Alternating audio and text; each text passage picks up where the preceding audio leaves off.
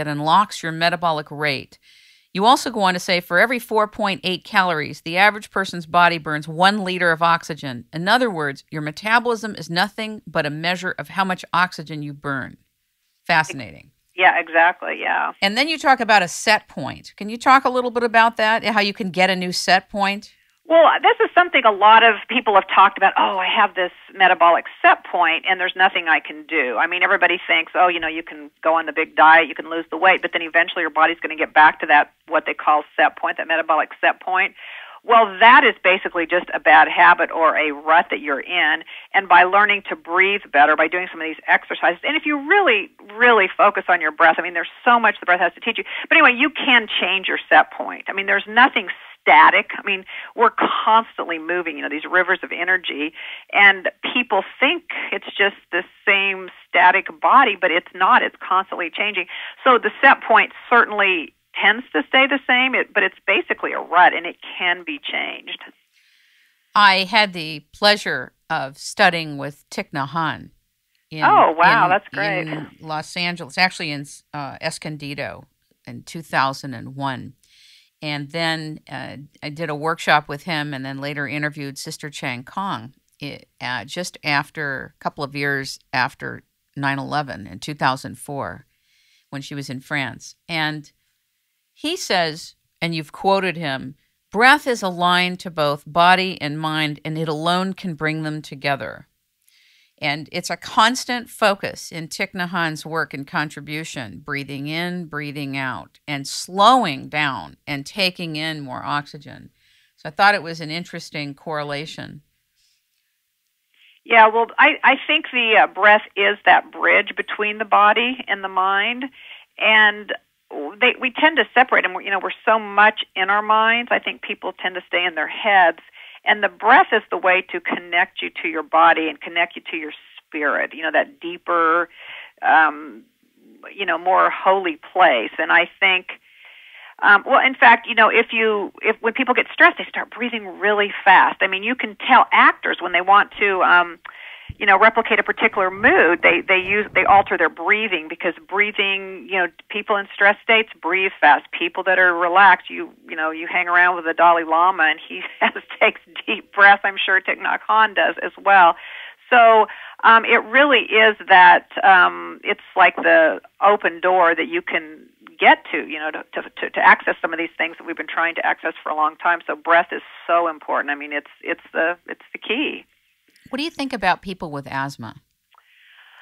Well, I think they could certainly benefit from doing some of these breathing exercises.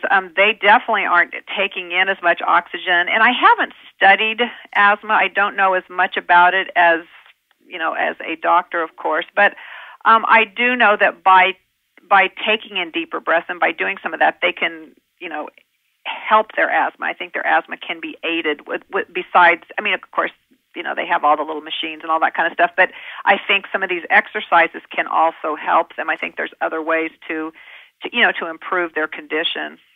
I noticed you said something kind of unusual too about that diets don't work. For most of the public, they don't. They absolutely don't. And the thing that's so funny about it, we spend billions of dollars every year continuing to diet. We do one diet after another, after another, after another. I mean, look at Oprah, who's, the classic case of the person. I mean, she'll, do the various diets and it will come back. They just don't work. You have to change your mind. You have to change the way your body processes.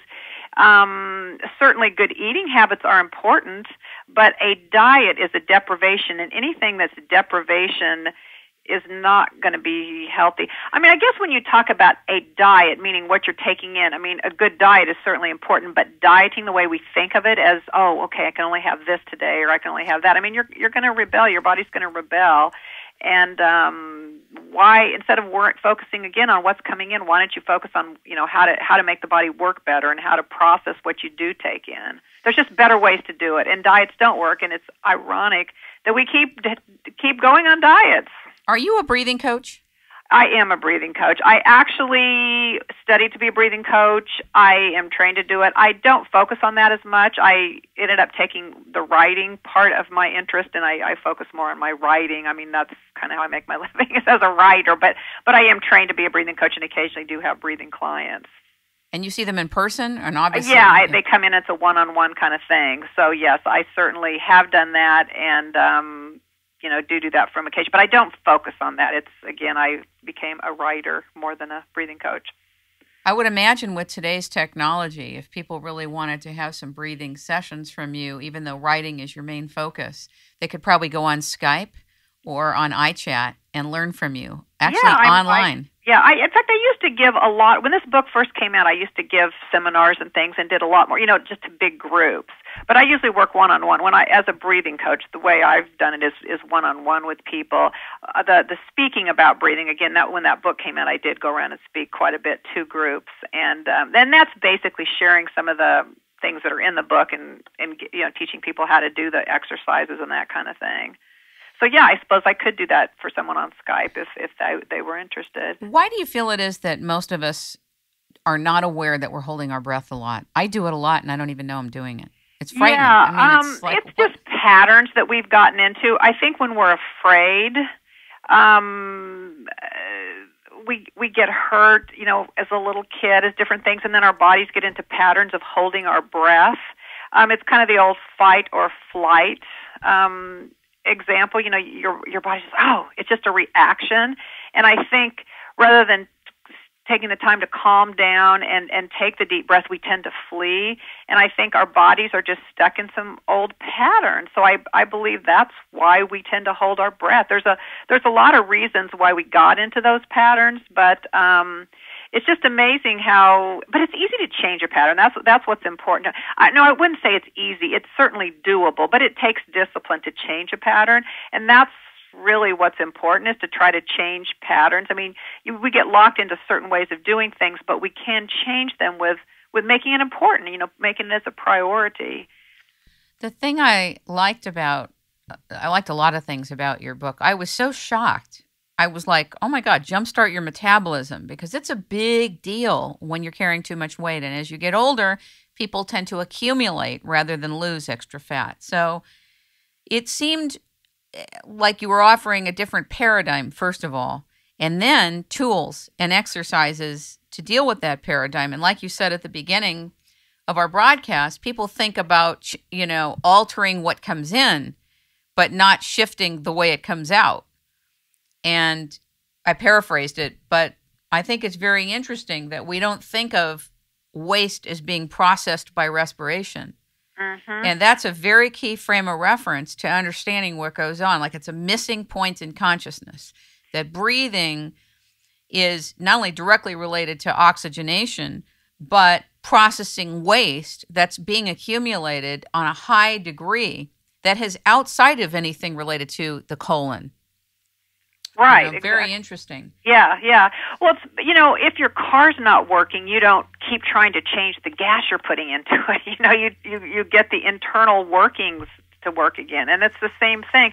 But we've just completely missed this piece of it. We don't even think about that, which is just a big irony. I mean, why is that not? Why doesn't everybody know this? I don't know. They should.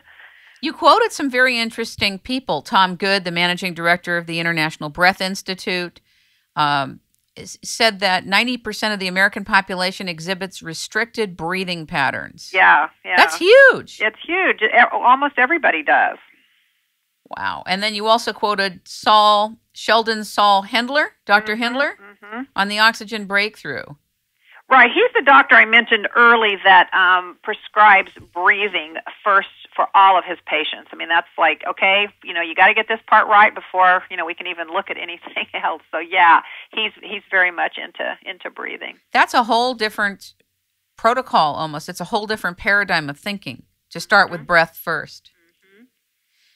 How long did it take you to write this book, from research to delivery? Do you remember?